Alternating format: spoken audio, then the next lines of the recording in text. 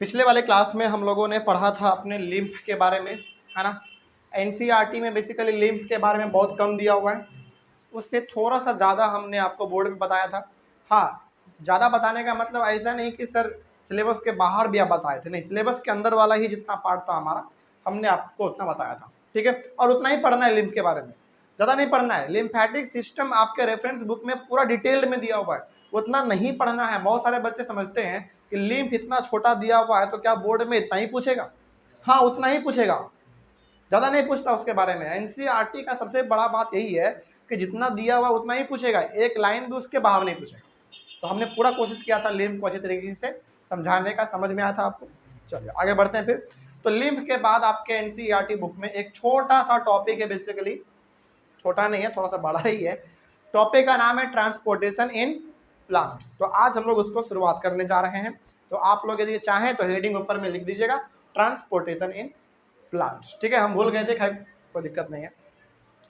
Transportation in plants हम लोग पढ़ने जा रहे हैं। इसके पहले वाले क्लास में लिम्फ के पहले आपने पढ़ा था ट्रांसपोर्टेशन इन ह्यूमन बींग्स, जिसमें हम लोगों ने बेसिकली ह्यूमन हार्ट के बारे में देखा था, है ना। तो उसी प्रकार का कुछ हम लोग जो है आज प्लांट के बारे में देखने जा रहे हैं।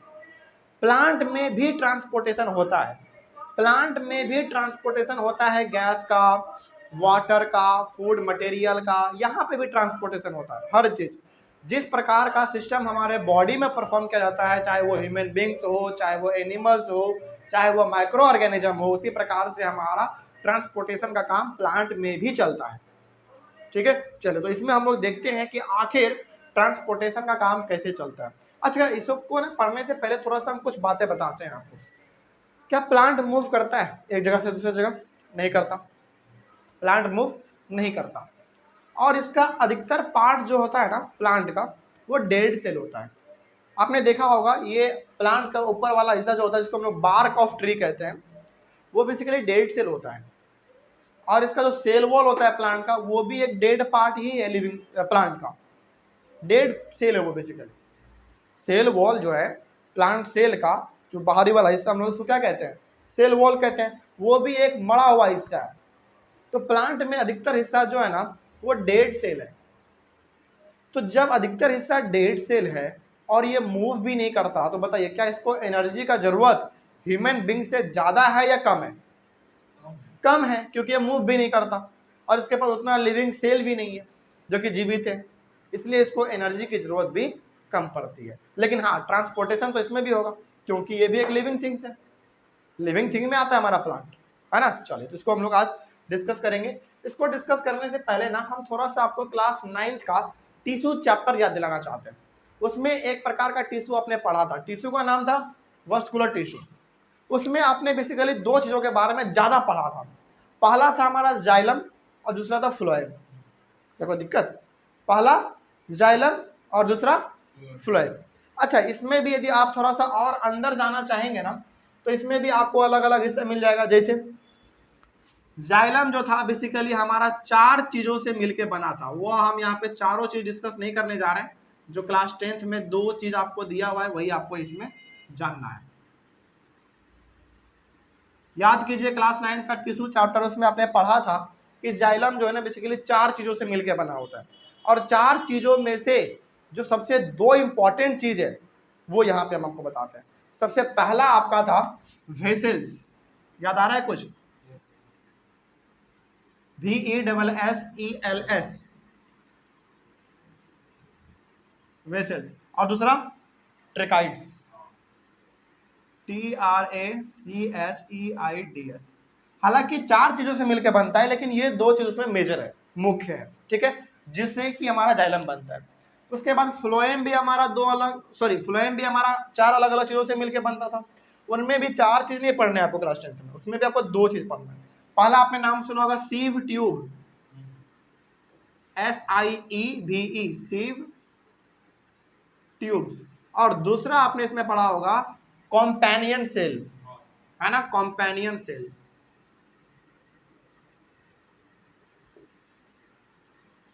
कोई दिक्कत इसमें? चले, तो यहाँ पे हमारा बेसिकली एक टिश्यू है वस्कुलर टिश्यू। उसके अंदर हम लोगों को 2 अलग अलग चीजों के बारे में पढ़ना है। पहला है जाइलम और दूसरा है फ्लोएम। जाइलम हमारा बेसिकली 4 चीजों से मिलकर बना होता है, जिसमें से 2 मुख्य हैं, मेजर हैं। पहला हमारा वेसल से और दूसरा ट्रेकाइड से। उसके बाद हमारा फ्लोएम भी 4 चीजों से मिलकर बना होता है, जिसमें 2 मेजर हैं, मुख्य हैं। पहला आपका सीव ट्यूब्स और दूसरा आपका कॉम्पेनियन सेल। ये चारों का चारों नाम हमारा सुना हुआ है क्लास 9th के टिश्यू चैप्टर से, जो कि बायोलॉजी का 2nd चैप्टर था आपका। याद आ रहा है कुछ? चलिए आगे बढ़ते हैं। खैर उतना याद नहीं भी है ना, तो उतना घबराने वाली बात नहीं है। सब चीज हमको हम लोग यहाँ पे बेसिकली सब चीज रिलेट करके चलेंगे, ठीक है। चलिए आप जरा समझिए ध्यान से कि प्लांट में ट्रांसपोर्टेशन का काम कैसे चलता है, ठीक है। समझिएगा आप जरा ध्यान से, क्योंकि यहीं से जो है हमारा मेन हिस्सा शुरू होता है, ठीक है। देखिए ध्यान से, जाइलम के बारे में यदि हम लोग बात करें सबसे पहले, तो जाइलम का प्लांट में काम है वाटर और मिनरल्स का ट्रांसपोर्ट करना। जाइलम का काम क्या है? वाटर और मिनरल्स का ट्रांसपोर्ट करना प्लांट के हर एक बॉडी पार्ट तक। और फ्लोएम का काम है फूड मटेरियल का ट्रांसपोर्ट करना प्लांट के हर एक बॉडी पार्ट तक। कौन सा फूड? वही फूड जो कि हमारे लीव्स में बनता है, प्लांट के लीव्स में बनता है। और किस प्रोसेस के थ्रू बनता है? फोटोसिंथेसिस प्रोसेस के थ्रू जो फूड बनता है, उस फूड को हर एक प्लांट के बॉडी पार्ट तक कैसे पहुंचाया जाए, वो जिम्मेदारी है फ्लोएम का। लेकिन प्लांट के हर एक बॉडी तक पानी कैसे पहुंचेगा, मिनरल्स कैसे पहुंचेगा, वो जिम्मेदारी किसका है? जाइलम का, ठीक है। तो इसको अच्छी तरीके से समझने के लिए हम ना क्या करते हैं, इस पेड़ को 2 अलग अलग हिस्सों में बांट देते हैं। हालांकि ऐसा होता नहीं है, प्रैक्टिकल लाइफ में ऐसा होता नहीं है, लेकिन आप इस चीज को अच्छी तरीके से समझ सके, इसलिए हम क्या कर रहे हैं ना, यहाँ पे समझिए जरा ध्यान से। हम यहाँ पे जानबूझ के आपको समझाने के लिए इस प्लांट को ना 2 अलग अलग हिस्सों में बांट दे रहे हैं। हालांकि ऐसा होता नहीं है, याद रखिएगा। ऐसा नहीं कि आगे चल के आप बोले कि सर ऐसा थोड़ी होता है, नहीं ऐसा नहीं होता। बस हम आपको समझाने के लिए बता रहे हैं, और ऐसे करके आप समझेंगे तो ज़्यादा समझ पाएंगे। देखिए ध्यान से, हमने यहाँ पे प्लांट को 2 अलग अलग हिस्सों में इसलिए बांटा ताकि हम एक हिस्से को जाइलम बोल सके और दूसरे हिस्से को फ्लोएम बोल सके। तो आप सपोज कर लीजिए कि इधर वाला जो हिस्सा हमारा है ना, इधर वाला जो हिस्सा हमारा है, इधर वाला हमारा हिस्सा है, सपोज कर लीजिए आप जाइलम है। क्या है? जाइलम है। और इधर वाला हिस्सा आप सपोज कर लीजिए फ्लोएम है। बस आपको सपोज करना है, ऐसा हालांकि प्रैक्टिकली होता नहीं है, ठीक है ना। वो तो पूरा फैला हुआ रहता है, मिक्स रहता है। लेकिन हाँ, आप ऐसा भी फिलहाल समझिए, ठीक है। चलिए आगे बढ़ते हैं फिर। अब जरा देखिए ध्यान से, एक चीज और यहाँ पे हम ऐड करना चाहेंगे। आपको मालूम है कि प्लांट जब अपना भोजन बनाता है तो वो एनवायरनमेंट से क्या लेता है? कार्बन डाइऑक्साइड लेता है। और छोड़ता क्या है? ऑक्सीजन छोड़ता है। और फिर अपने में बना के स्टोर क्या कर लेता है? स्टार्च, यानी कि एक तरीके से फूड। मतलब यहाँ पे हम बताना चाह रहे हैं फोटोसिंथेसिस को। फोटोसिंथेसिस में आपने ये पढ़ा था कि भाई फोटोसिंथेसिस एक ऐसा प्रोसेस है जिसके थ्रू प्लांट ना कार्बन डाइऑक्साइड और वाटर इन्वायरमेंट से ले लेता है, और क्लोरोफिल इसके अंदर ऑलरेडी प्रेजेंट रहता है, और सनलाइट ये सन से ले लेता है। उसके बाद ये अपना भोजन बनाना शुरू करता है। ये हम लोग पढ़े थे। लेकिन यहाँ पे इसको भोजन बनाने के लिए किन किन चीज़ों का जरूरत पड़ा? बाहर से 3 चीज़ों का। पहला कार्बन डाइऑक्साइड, दूसरा वाटर, और तीसरा सनलाइट। क्लोरोफिल तो इसके अंदर पहले से था, तो 3 चीज़ें इसको बाहर से लेने की जरूरत पड़ी। लेकिन आप ये चीज़ और याद रखिए, प्लांट को ना मिनरल्स भी बाहर से लेने पड़ते हैं अपने आप को अच्छी तरीके से बेटर परफॉर्म करने के लिए। सपोज जैसे एग्जांपल लीजिए आप, ह्यूमन बींग्स यदि अपने नॉर्मल घर का खाना खाए ना, तो उससे भी वो जीवित रह सकता है, उससे भी वो ताकतवर महसूस कर सकता है। लेकिन ह्यूमन बींग्स अपने आप को ताकतवर साबित करने के लिए, अपने आप को अपना ताकत बढ़ाने के लिए वो अलग से सप्लीमेंट लेता है कि नहीं लेता है? जैसे हॉर्लिक्स, च्यवनप्राश, बॉर्नवीटा, ये सब क्या है? हमारा अलग से है चीज़ कोई जो कि हम लोग अपने अलग से ले रहे हैं अपने विटामिन को बढ़ाने के लिए, अपने प्रोटीन को बढ़ाने के लिए। हालांकि यदि आदमी नॉर्मली घर का अपना रोटी सब्जी दाल चावल खाए तो उससे वो सर्वाइव कर सकता है। लेकिन इसके अलावा हम क्या चाहते हैं कि भाई हमको विटामिन ज़्यादा मिले, प्रोटीन ज़्यादा मिले, हमारा बुद्धि तेज हो, तो बाहर से कुछ लेते हैं ना। उसी प्रकार से प्लांट अपना भोजन बनाने के लिए ये 3 चीज़ तो बाहर से लेगा ही लेगा, कार्बन डाइऑक्साइड, वाटर और सनलाइट। इससे इसका काम चल जाएगा। लेकिन ये प्लांट अच्छी तरीके से परफॉर्म कर सके, ये भी अलग से सप्लीमेंट लेता है। और ये सप्लीमेंट बेसिकली 4 चीज़ों का लेता है। पहला वो कहाँ से लेगा बताते हैं। सबसे पहला लेगा ये नाइट्रोजन, सबसे पहला नाइट्रोजन। दूसरा लेगा पोटासियम, नाइट्रोजन, पोटासियम, तीसरा लगा फॉस्फोरस,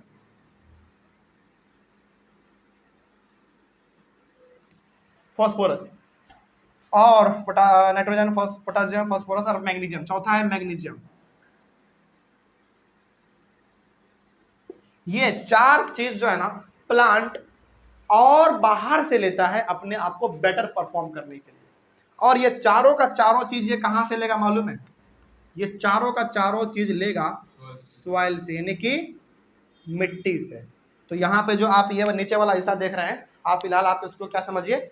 मिट्टी समझिए, ठीक है। और ये जो रेड कलर का आप देख रहे हैं इस प्रकार का, वो हमारा उसका जड़ है प्लांट का। तो ये अच्छी तरीके से परफॉर्म कर पाए इसके लिए ये बाहर से जो है ना ये चार चीज लेता है। क्या इसमें कोई डाउट? बात समझ में आ रही है? चलिए अब आगे बढ़ते हैं। तो अब यहाँ पे हमको समझना है सबसे पहले जाइलम को। और जाइलम जैसे हमने आपको बताया कि जाइलम क्या ट्रांसपोर्ट करेगा पूरे प्लांट में? वाटर और मिनरल्स। तो ये सबका सब हमारा क्या कहलाएगा? मिनरल्स कहलाएगा। इसीलिए हमने सोचा कि पहले इसी को बता दिया जाए, नहीं तो आप पूछते रहते कि सर मिनरल्स है क्या, मिनरल्स है क्या। अब मालूम चल गया कि मिनरल्स क्या है। क्या कोई दिक्कत इसमें होगा? चलो, तो यहाँ से अब आपको मिनरल्स भी समझ में आ गया। तो अब जरा देखिए ध्यान से कि जाइलम कैसे करता है। तो यहाँ पे ये वाला हिस्सा ना आप फिलहाल समझिए कि ये जाइलम है ना, और इसका ये जड़ है।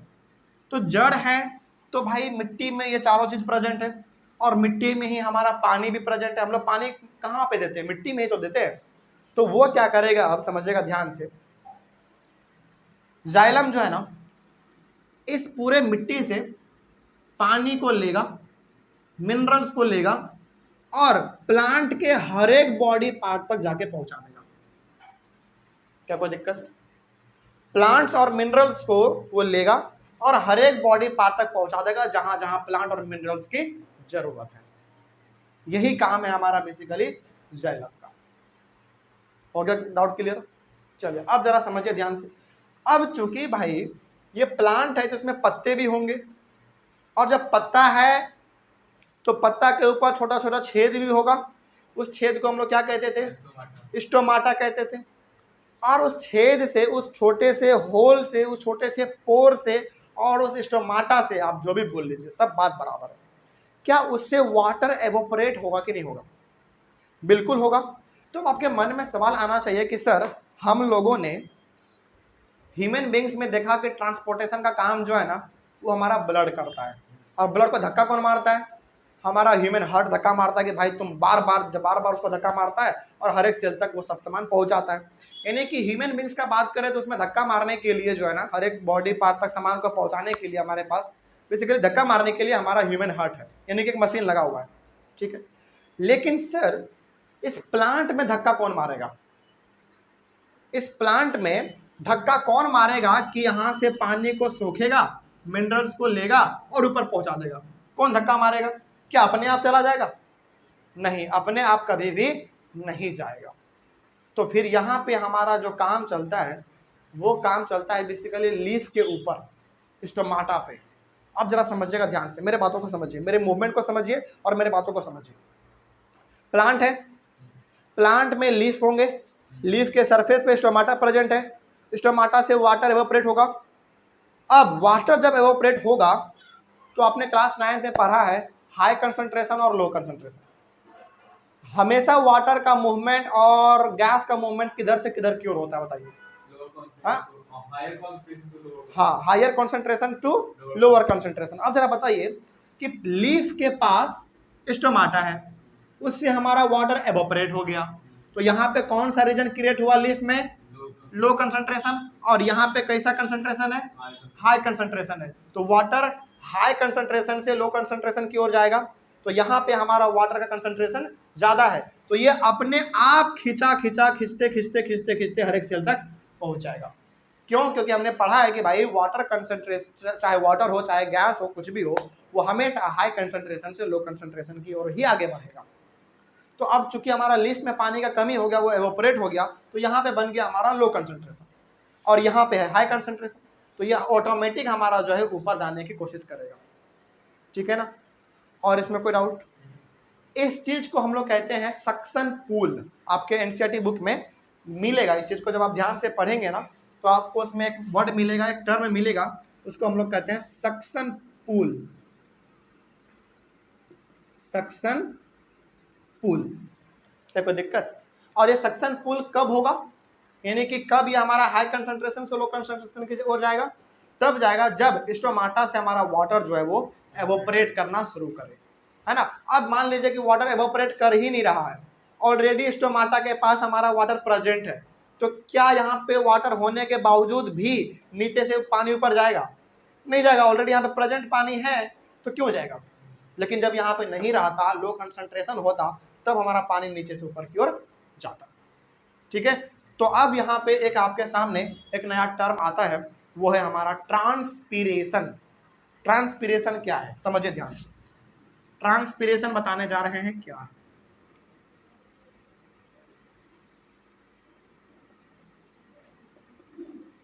ट्रांसपीरेशन समझिए ध्यान से। जब हमारा स्टोमाटा के थ्रू, समझिएगा ध्यान से, ये ट्रांसपीरेशन समझा रहे क्या है। ट्रांसपीरेशन बेसिकली एक प्रोसेस है। जब हमारे स्टोमाटा के थ्रू वाटर एवोपरेट होने लगे एनवायरमेंट में, समझिए ध्यान से, फिर से दोबारा, जब हमारा स्टोमाटा के थ्रू वाटर एनवायरमेंट में एवोपरेट होने लगे, उस प्रोसेस को हम लोग कहेंगे ट्रांसपीरेशन। और जब जब ट्रांसपीरेशन होगा, यानी कि जब जब स्टोमाटा के थ्रू वाटर एवोपरेट होगा एनवायरमेंट में, तब तब वहां पे लो कंसंट्रेशन क्रिएट होगा, और तब तब हमारा हाई कंसंट्रेशन से वाटर लो कंसंट्रेशन की ओर जाता रहेगा। और ये हाई कंसंट्रेशन से लो कंसंट्रेशन की ओर वाटर का जाना, इसी को हम लोग बेसिकली क्या कहते हैं, सक्शन पूल कहते हैं। मतलब कि खींच रहा है, एक तरीके से वाटर को नीचे से ऊपर की ओर खींच रहा है। लेकिन ये सक्शन पूल कब लगेगा? जब हमारा ट्रांसपीरेशन होगा, मतलब कि जब वाटर लॉस होगा। क्या कोई दिक्कत इसमें और? अच्छा, अब एक बात बताइए हमको जरा ध्यान से। रात में तो एवोपरेशन नहीं होता है प्लांट में, रात के समय में सूरज की रोशनी है ही नहीं। अब जब रात के समय में सूरज की रोशनी नहीं है, तो क्या उस समय पे ट्रांसपीरेशन प्रोसेस परफॉर्म हो पाएगा? नहीं हो पाएगा। बिल्कुल सही बात है, नहीं हो पाएगा। क्योंकि देखिए, रात के समय में सूरज की रोशनी हमारे पास तो है ही नहीं, पहला बात नहीं है। और जब सूरज की रोशनी है ही नहीं, तो वो लीफ के ऊपर पड़ेगा क्या? फिर सनलाइट पड़ेगा? नहीं पड़ेगा। और जब सनलाइट लीफ के ऊपर पड़ नहीं रहा है, तो क्या स्टोमाटा के थ्रू वाटर एवोपरेट हो पाएगा? नहीं हो पाएगा। तो आप इस बात को याद रखिएगा, नोट कर लीजिएगा। हालांकि नोट्स में तो है ही, ये सब कुछ बता देंगे आपको, नोट्स दे देंगे, घबराना नहीं है, नोट्स मिलेगा, जिसका डिटेल नोट्स मिलेगा। बस जो हम समझा रहे हैं यही चीज आपको रिटन रूप में मिल जाएगा। ठीक है, तो जब रात के समय में लीफ के ऊपर सूरज की रोशनी पड़ ही नहीं रही है, वाटर एवोपरेट हो ही नहीं रहा है, तो क्या उस समय पर ट्रांसपीरेशन होगा? बिल्कुल भी नहीं होगा। तो उस समय पे नहीं होता। लेकिन ये ट्रांसपीरेशन प्रोसेस कब होता है? फिर दिन के समय में होता है, जब सनलाइट की रोशनी बहुत तेज हो, स्टोमाटा के ऊपर पड़े और वाटर को एवोपरेट होना पड़े, तब हमारा ये ट्रांसपीरेशन होगा। अब बताइए, क्या इस जाइलम वाले टॉपिक में किसी को कोई समस्या बात समझ में आई है? अब अच्छा, यहाँ पे ना आपने दो टर्म पढ़ा होगा, वेसल्स और ट्रैकाइड्स, है ना। इन्हीं दोनों से मिलके हमारा ये जाइलम बना हुआ है। तो ये वेसल्स और ये जो ट्रैकाइड्स है ना, ये पूरा का पूरा प्लांट में फैला हुआ है, पूरा का पूरा प्लांट में फैला हुआ है। और जब ये दोनों एक जगह से इकट्ठा हो जाते हैं, तो एक कॉमन रास्ता बनता है, उस कॉमन रास्ते को हम लोग कह देते हैं बेसिकली जाइलम। ठीक है ना। अच्छा, एक बात और बताते हैं, जाइलम जो है ना, ये यूनिडायरेक्शनल है। जाइलम इज यूनिडायरेक्शनल, मिलेगा इसी, हाँ, नोट्स में आपको मिल जाएगा। जाइलम जो है ना, वो यूनिडायरेक्शनल है। यूनिडायरेक्शनल का मतलब है ये मात्र एक ही डायरेक्शन में फ्लो करेगा, डाउनवर्ड टू अपवर्ड। मतलब कि भाई आपको मालूम है जाइलम है तो वो वाटर और मिनरल का ट्रांसपोर्टेशन करेगा, और वाटर और मिनरल्स को कहाँ से मिलेगा? नीचे पानी से मिलेगा। तो पानी हमेशा नीचे से ऊपर ही जाएगा ना, है कि नहीं। तो ये यूनिडायरेक्शनल हो गया, मतलब ये एक ही डायरेक्शन में ऊपर की ओर मूव कर रहा है। इसीलिए हम लोग जाइलम को कहते हैं यूनिडायरेक्शनल। तो यदि आप यहाँ पे बनाना चाहें तो आप बना सकते हैं, इसमें कोई दिक्कत वाली बात नहीं है। इस प्रकार का यदि आप सिंबल बना दें तो ये बताया जा रहा है कि देखो हमारा ये जो जाइलम है वो एक ही डायरेक्शन में क्या कर रहा है? मूव कर रहा है। इसीलिए हम लोग इसको क्या कह देते हैं? हाँ, यूनिडायरेक्शनल कह देते हैं। है ना। जहां जहां प्लांट का पार्ट है, लीफ है, टहनी है, कुछ भी है, वहां वहां हमारा ये वाटर और मिनरल्स को पहुंचा देगा। तो जाइलम यूनिट डायरेक्शनल क्यों है, समझ में आ गया? क्योंकि ये एक ही डायरेक्शन में मूव करता है। कहां से कहां की ओर बताइए जरा? हाँ, अपवर्ड, डाउनवर्ड टू अपवर्ड। हाँ, नीचे से ऊपर की ओर जाता है, इसीलिए हम लोग इसको यूनिडायरेक्शनल कहते हैं। अब कोई समस्या नहीं। तो जाइलम का बेसिकली काम होता है डाउनवर्ड से अपवर्ड की ओर वाटर और मिनरल्स का ट्रांसपोर्ट करना, सिंपली। अब तो जाइलम में कोई डाउट नहीं होगा। फ्लोएम को पढ़ें, चलिए। तो अब जरा देखिए ध्यान से, फ्लोएम, फ्लोएम भी हमारा दो चीजों से मिलकर बना है, सीव ट्यूब्स और कंपेनियन सेल। ये दोनों भी प्लांट में पूरी तरीके से फैला हुआ है, और जब ये दोनों आपस में मिल जाता है तो एक कॉमन रास्ता बनता है। उस कॉमन रास्ते को बेसिकली हम लोग कहते हैं फ्लोएम। और फ्लोएम का एक ही काम है, फूड मटेरियल को जो कि फोटोसिंथेसिस प्रोसेस के दौरान लीफ में बनेगा उसको हर एक बॉडी तक पहुंचाना। क्योंकि भाई फूड तो हर एक बॉडी पार्ट को जरूरत है ना, उसको पहुंचाने का काम किसका है? फ्लोएम का काम है। जैसे सपोज कीजिए, मान लीजिए कि यहाँ पे हमारा क्या है, एक लीफ है, यहाँ पे भोजन बना होगा, तो ये भोजन इधर भी जाएगा, इधर भी जाएगा, रूट्स में भी जाएगा। भाई रूट्स भी तो प्लांट का एक पार्ट है, उसको भी तो भोजन चाहिए अपने आप को जीवित रखने के लिए, तो यहाँ पे भी आ जाएगा फूड हमारा। हाँ, ये मल्टी डायरेक्शनल है, लेकिन इसके लिए वर्ड है आपका बाई डायरेक्शनल। फ्लोएम जो है वो बाई डायरेक्शनल होता है। फ्लोएम बाई डायरेक्शनल होने का मतलब यहाँ पे है कि फ्लोएम जो है ना, फूड मटेरियल ऊपर की ओर भी प्रोवाइड करता है, ट्रांसपोर्ट करता है, और नीचे की ओर भी ट्रांसपोर्ट करता है। तो ये जो आपका यहाँ पे फ्लोएम है, ये ऊपर की ओर भी अपना फूड मटेरियल क्या करेगा? ट्रांसपोर्ट करेगा ऊपर की ओर। जैसे सपोज कीजिए कि यदि यहाँ पे लीफ है, तो ये ऊपर भी जा सकता है फूड को लेकर, नीचे भी आ सकता है ना। तो ये बाई डायरेक्शनल है। बाई डायरेक्शनल का मतलब है अपवर्ड और डाउनवर्ड दोनों तरफ ये अपना फूड ट्रांसपोर्ट करता है। ऊपर वाला साइन भी बनाइए और नीचे वाला भी साइन बनाइए, तो ये दोनों तरफ फूड को ट्रांसपोर्ट करता है।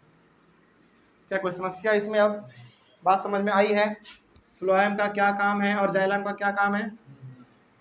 अब तो कोई दिक्कत नहीं होगा इसमें। बेसिकली बहुत ही सिंपल सा कॉन्सेप्ट था, जाइलम और फ्लोएम। तो फ्लोएम बेसिकली हमारा है बाई डायरेक्शनल, और बाई डायरेक्शनल इसलिए नाम है इसका क्योंकि ये दोनों तरफ फूड अपना ट्रांसपोर्ट करता है। लीफ में हमारा फूड बनता है, लीव्स में, और लीव से हमारा फूड ऊपर और नीचे की ओर हर जगह ट्रांसपोर्ट होता है। ठीक है। अच्छा, यहाँ पे एक नया टर्म हमारे पास फिर से आता है, जिस प्रकार से हमारा वाटर जब हमारे स्टोमाटा के थ्रू इन्वायरमेंट में एवोपरेट हो जाता है, उस प्रोसेस को कहते थे हम लोग ट्रांसपीरेशन। उसी प्रकार से वाटर फूड के लिए भी हमारे पास एक इंपॉर्टेंट टर्म है, उस टर्म का नाम है ट्रांसलोकेशन। क्या रहेगा नाम उसका? ट्रांसलोकेशन। क्या है बताते हैं।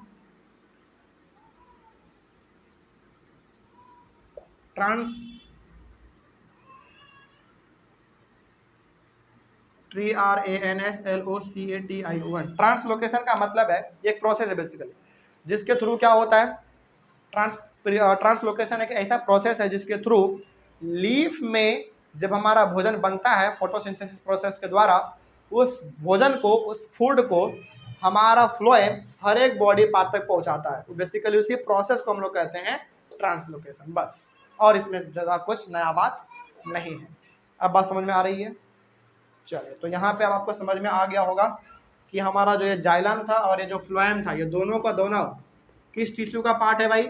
वास्कुलर टिश्यू का पार्ट है ना। इसका भी दो अलग अलग हिस्सा है, यानी कि इन दोनों से मिलकर हमारा जाइलम बना है और इन दोनों से मिलकर हमारा फ्लोएम बना है।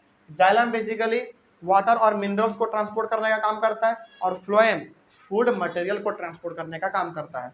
जाइलम हमारा यूनिडायरेक्शनल है, लेकिन फ्लोएम हमारा बाई डायरेक्शनल है, क्योंकि वो दोनों तरफ हमारा फूड मटेरियल को प्रोवाइड करता है, ट्रांसपोर्ट करता है, ऊपर की ओर भी और नीचे की ओर भी। यही था हमारा इसमें। और कोई समस्या है इसमें तो पूछ लीजिए। बात समझ में आया? तो ये जो हमारा है, ये मिनरल्स है, ये बेसिकली इसको सॉइल से मिल जाता है। ठीक है। चलिए, ऑनलाइन वाले बच्चे एक बार इसका शॉर्ट रिवीजन के लिए फटाक से आप स्क्रीनशॉट ले लीजिए, और इसका जो डिटेल्ड नोट्स है इसके लिए आपको घबराना नहीं है, इसका हम जो है वीडियो के फॉर्मेट में बना के आपको प्रोवाइड कर देंगे, अपलोड कर देंगे, आप वहाँ से इसका नोट्स लिख लीजिएगा। ठीक है। चलिए मिलते हैं अगले वाले क्लास में। हाँ, अगले वाले क्लास में हम लोग डिस्कस करेंगे इस चैप्टर का सबसे लास्ट वाला टॉपिक जिसका नाम है एक्सक्रीशन। उसके बाद ये चैप्टर हमारा कंप्लीट हो जाएगा। Thank you very much and have a nice day.